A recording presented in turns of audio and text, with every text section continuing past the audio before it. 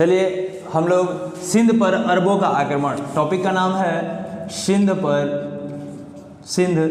पर अरबों का आक्रमण, अरबों का आक्रमण, इसको पढ़ना है। ये जो टॉपिक है, इस टॉपिक से भी कई सारे एग्जाम में क्वेश्चन पूछे जाते हैं, तो इसको समझना है कि पहला नंबर सिंध पर बात है तो भारत का कौन सा क्षेत्र जो था वो पहले सिंध के नाम से जाना जाता था। इसको पहले समझ लिया जाए, इसको पहले हम लोग समझते हैं।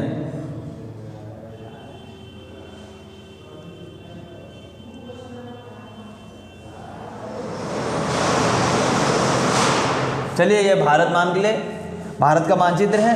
इस मानचित्र में यहाँ पे पाकिस्तान और इस क्षेत्र में अफगानिस्तान है। इस क्षेत्र में तो पाकिस्तान और अफगानिस्तान का जो एरिया कहलाता था इसी को सिंध कहा जाता था।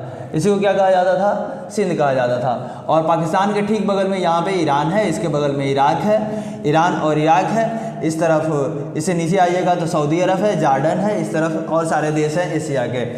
तो ईरान में क्या हुआ था? ईरान में एक प्रमुख घटना घटी थी क्या कि इस्लाम धर्म का स्थापना ईरान में हो गया था। इस्लाम धर्म का स्थापना हुआ तो इस क्षेत्र में और एशिया के जो और सारे देश हैं उन क्षेत्रों में, और यहाँ पे अफ्रीका है, अफ्रीका वाले जो पार्ट है बाद में चल के इधर यूरोप वाला जो देश है, यूरोप वाले देशों में इस्लाम धर्म भी प्रवेश करने लगा, इस्लाम धर्म का प्रसार हुआ।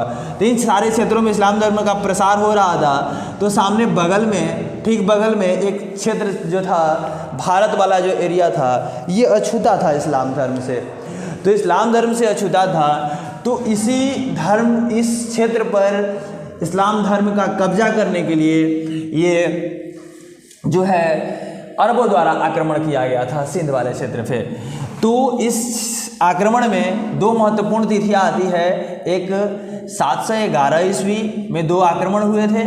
711 ईस्वी में एक पहला आक्रमण अब्दुल्ला द्वारा किया गया था और दूसरा बुदैन द्वारा किया गया था। दूसरा आक्रमण बुदैन था। ये दोनों के दोनों आक्रमण असफल थे। वो दोनों के दोनों आक्रमण क्या थे? असफल थे। 712 ईस्वी में क्या हुआ? मोहम्मद बिन कासिम ने आक्रमण किया। मोहम्मद बिन कासिम, नाम याद रखिएगा। ये जो आक्रमण था सफल आक्रमण था, और ईरान के हकीम अल हजाज, नाम है अल हजाज, से ये आदेश लेकर मोहम्मद बिन कासिम ने क्या किया था? आक्रमण किया था। और इस आक्रमण में उसने क्या किया? सिंध क्षेत्र पे कब्जा कर लिया था। तो जो अब यहाँ से बात आती है कि सिंध क्षेत्र पे कब्जा हुआ, तो उस वक्त सिंध क्षेत्र का राजा कौन था? राजा का नाम है दाहिर। क्या नाम है? दाहिर।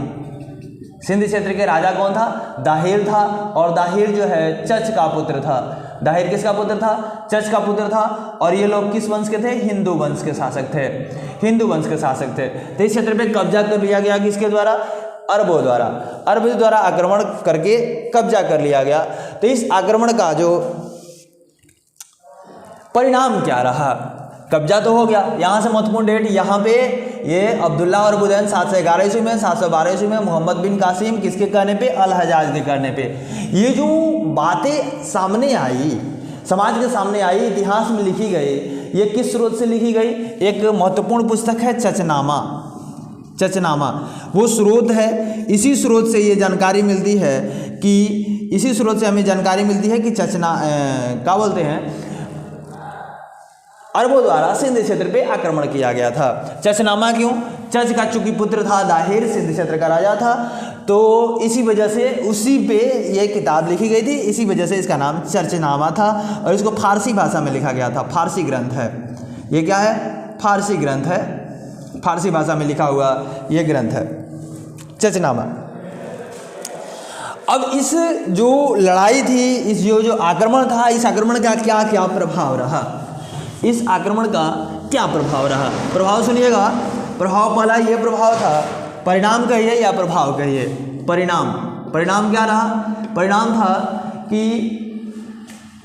इसमें परिणाम के अंतर्गत ये बात हुई कि पहली बार भारत में पहली बार इस्लाम का प्रवेश हुआ। भारत में पहली बार इस्लाम का प्रवेश, भारत में पहली बार इस्लाम का प्रवेश हुआ। एक नंबर परिणाम। दूसरी परिणाम क्या था?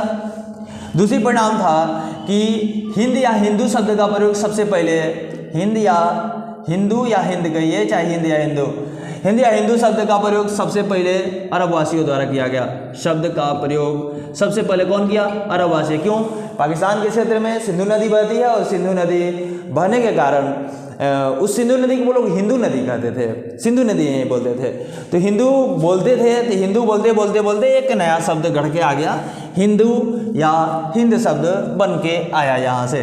तो यहाँ से क्वेश्चन आता है, पहली बार हिंद या हिंदू शब्द का प्रयोग किसने किया था? अरबवासियों द्वारा ये पहली बार किया गया था। और तीसरा जो परिणाम था, खजूर की खेती। भारत में खजूर की खेती का प्रारंभ, खजूर की खेती कहिए या ऊंट पालन कहिए, ऊंट का पालन शुरुआत हुआ इन्हीं आक्रमण की वजह से, क्योंकि वो लोग मरुस्थलीय क्षेत्र से होकर आते थे, तो मरुस्थल में ऊंट और खजूर सामान्य रूप से पाया जाता है, तो इस वजह से इस एरिया में भी ऊंट की खेती, ऊंट का पालन और खजूर की खेती स्टार्ट हुआ।